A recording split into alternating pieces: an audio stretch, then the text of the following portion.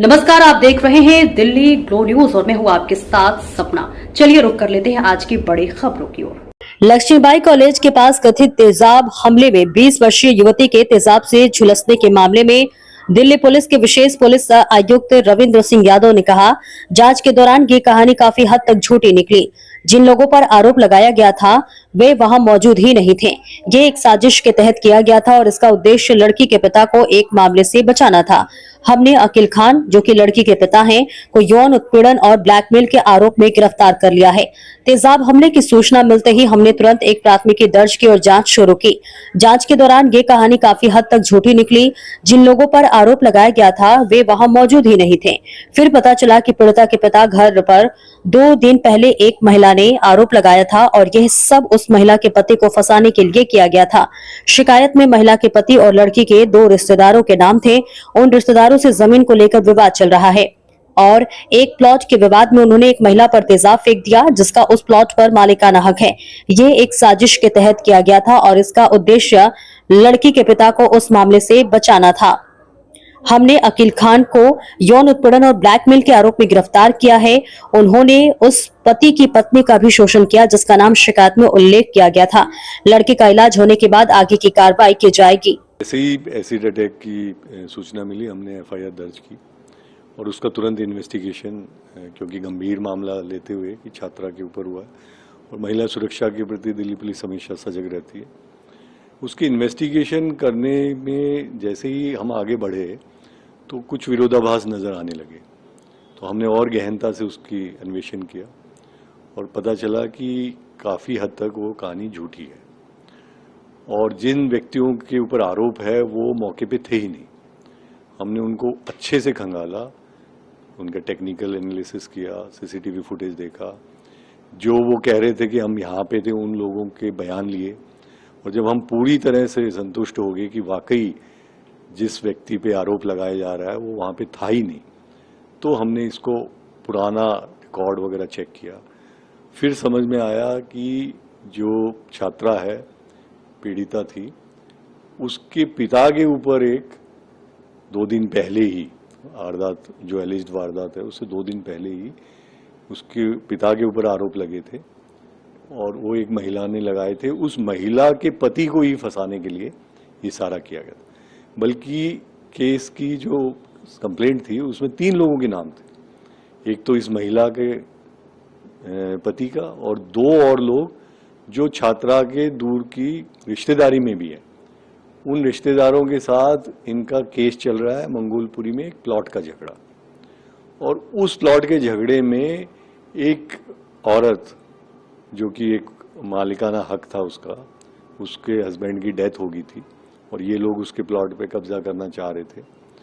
उस औरत पे इन लोगों ने एसिड फेंका था। जो छात्रा के फादर का साला और बाकी कुछ 3-4 रिश्तेदार थे, जो कोर्ट में ट्रायल पे चल रहा है। तो फिर सारी परत की परत खुलती चली गई और हमने इसमें बहुत तेजी से इन्वेस्टिगेशन किया। सारे लोगों के इधर से बयान लेना, पुरानी हिस्ट्री को जुटाना, फुटेज देखना, एनालिसिस करना टेक्निकल, और कल फिर सारी कहानी क्लियर होगी। परसों का इंसिडेंट था कि ये सारा झूठा एक कॉन्स्पिरेसी षड्यंत्र के तहत किया गया था और मकसद था कि छात्रा के फादर को उस केस से बचाना और उन लड़कों का, जो बाकी 2 लड़के थे, कि उस केस में कॉम्प्रोमाइज करना। तो एक तीर से 2 शिकार करने की इन्होंने कोशिश की कि दोनों केस सेटल हो जाएंगे और इन दोनों को इसमें आरोपित बना देंगे, उधर उन लड़कों को और इधर इनको, तो हमारा बचाव हो जाएगा। लेकिन जैसे कि आप जानते हैं, अपराधी कितना भी शातिर हो, कुछ ना कुछ गलतियां कर ही देता है। जब उसको बारीकी से हमने देखा तो सारी कहानी हमें झूठी नजर आई।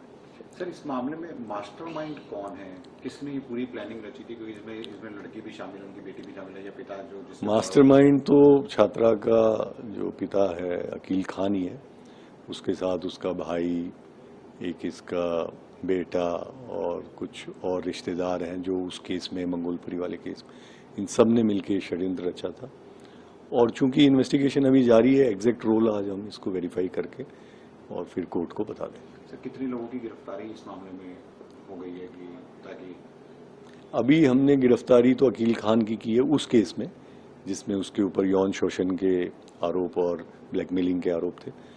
उसके बाद अब जितनी कहानी परत निकलेगी, क्योंकि इसमें एक प्रोसीजर होता है, जब हम ऑलरेडी एक केस दर्ज है तो उसको हम पहले क्लोजर करते हैं, फिर उसकी झूठी FIR कराने के आरोप में और इस कॉन्स्पिरेसी के आरोप में फिर एक अलग मामला दर्ज होके बाकी सबके खिलाफ एक्शन हो। तो बेटी के खिलाफ जिसने ये जो एसिड वाली जो कहानी थी उस वो क्या किया था उसने, अपने हाथों में जो चोट लगी थी उधर, उसके बारे में? हाँ, वो खुद ही ये लोग अपने घर से टॉयलेट क्लीनर या इस तरह का कुछ लेके आए थे, जिसकी अभी जांच चल रही है।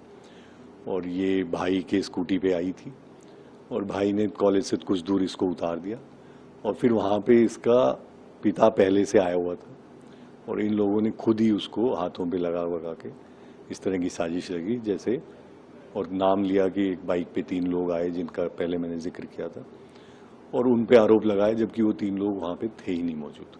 तो ये सारा षड्यंत्र इनके परिवार का ही रचा हुआ था। तब इन तीनों को क्लीन चिट दे दी गई है जो जिसके ऊपर इन्होंने आरोप? हाँ, देखिए, इनका वहाँ पे ना तो इनकी मौजूदगी है, ना इनका कोई जो ये बातें थी कि स्टॉकिंग करता था, कहीं कुछ नहीं है। ये जो आदमी है जिसका नाम लिया गया था, बल्कि इसकी जो पत्नी थी उसका भी शोषण कर रहे थे ये लोग। तो ये तो डबल जेपार्डी थी इनके साथ कि एक तो इनकी पत्नी का शोषण किया और ऊपर से फिर इनको इसमें आरोपित बना दिया। तो एक निर्दोष आदमी को, अच्छा हुआ हमने बहुत जल्दी जांच करके, नहीं कई बार क्या होता है हड़बड़ी में पुलिस उसको, हाँ, कि पुलिस उसको अरेस्ट करो, लेकिन वो बेचारा बार बार बोल रहा था कि मैं तो था ही नहीं, मेरे को क्यों अरेस्ट कर रहे। तो हमने कहा भाई रुको, इसको अरेस्ट मत करो, आप पहले इसका जो वर्जन है इसकी पूरी जांच हो, और जांच की तो फिर सारी परतें खुल के आ गई। तो अभी इस लड़की के खिलाफ भी का एक्शन होगा क्योंकि अभी तो हॉस्पिटल में एडमिट है? हाँ, अभी उसका इलाज हो जाने दो, उसके